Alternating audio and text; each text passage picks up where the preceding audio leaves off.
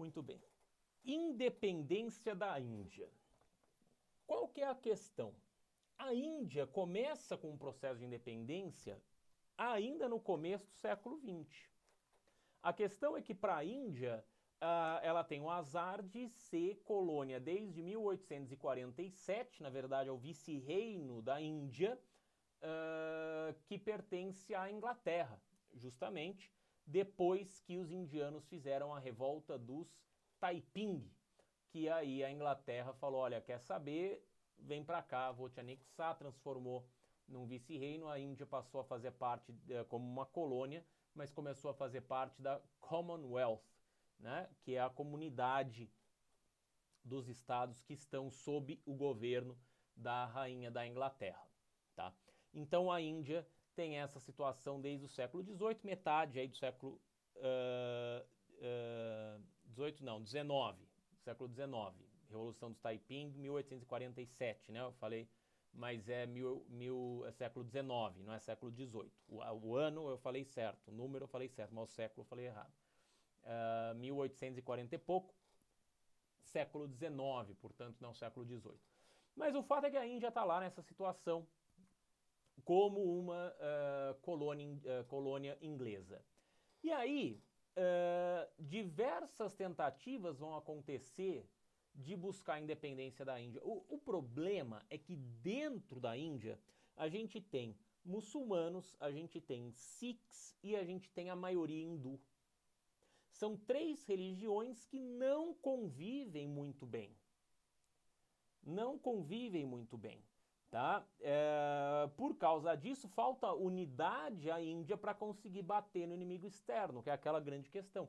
Se você não está forte, né? Se você não está fortalecido sozinho, você não vai conseguir bater no inimigo externo. Por isso, as tentativas, né, as lideranças pela independência não vinham muito bem, e a gente tinha lá, dentro do Congresso, né, essa maioria hindu com uma minoria muçulmana. Até que aparece um cara chamado Mohandas Gandhi, que vai entrar para a história como Mahatma Gandhi. Quem é o Mohandas Gandhi? Mohandas é o nome de batismo. Nome de batismo, se ele tivesse. É o nome do documento. Mohandas Gandhi. Mahatma quer dizer grande alma. Né? Então, o Gandhi, ele é um cara que é filho de uma certa classe média alta, talvez elite indiana, que vai até a Inglaterra estudar. Na Inglaterra, ele é vítima de racismo. Na África, onde ele trabalha por um tempo como advogado, é vítima de racismo. E na própria Índia, ele é vítima de racismo. Tem um episódio que ele fica absolutamente pistola, que é ele tá entrando num trem, como advogado, ele comprou um bilhete de primeira classe, quando ele foi entrar no trem, disseram, não, desculpa, mas você não é branco, você tem que ir lá para terceira classe. Ele falou, porra, mas eu paguei por isso, eu sou advogado, tem... Não, a lei é igual para todo mundo, você é diferente dos brancos, você vai para lá. E aí ele começa a brigar pela independência, só que o Gandhi tem a estratégia, em grande maneira, em grande medida, pioneira, de desobediência civil e paz. Então ele fala, eu não vou cometer nenhuma violência, mas eu não vou te obedecer.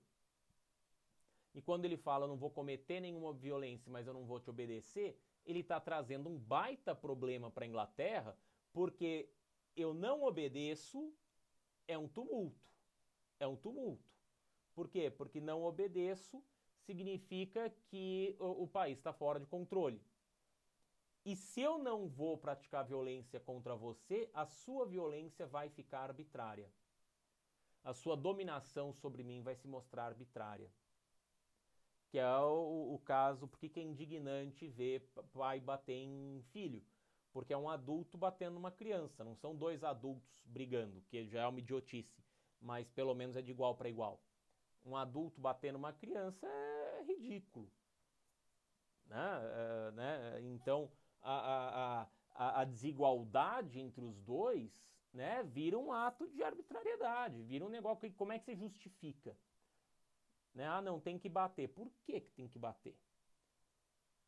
Ah, porque não está me obedecendo. Porra, mas peça com autoridade, conquiste a sua autoridade de uma outra forma. Ah, mas eu não tenho autoridade porque eu sou inglês. Então ele é indiano. Ele fala que ele é indiano, que ele tem que ter um governo de indiano, não um governo de inglês. Fala, bom, então, querido, desculpa, se ninguém aí reconhece a tua autoridade, você não tem como mandar. Né? Então fica exposta a arbitrariedade do governo inglês sobre os indianos. Tá? Então a desobediência civil traz essa grande marca. E aí o Gandhi começa a falar o seguinte, olha, nós vamos fazer de uma forma muito particular.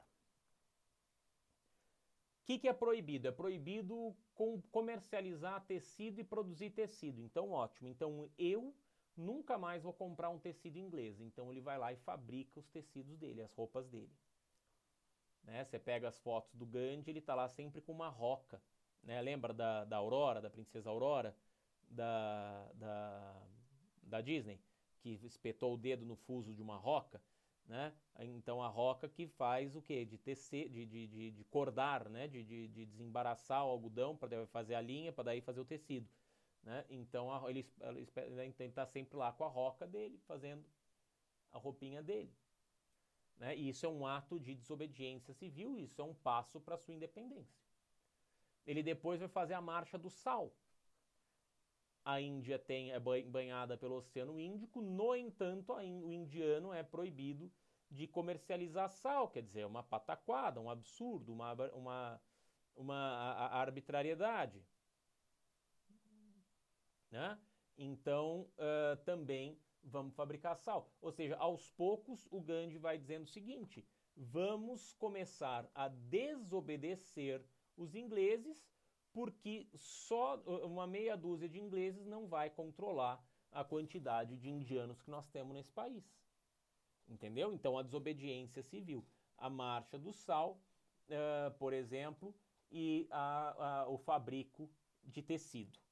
Só que mesmo assim, o mundo vai ficando cada vez mais chocado com o aumento da violência dos ingleses sobre os indianos, mas a Inglaterra ainda consegue manter o controle.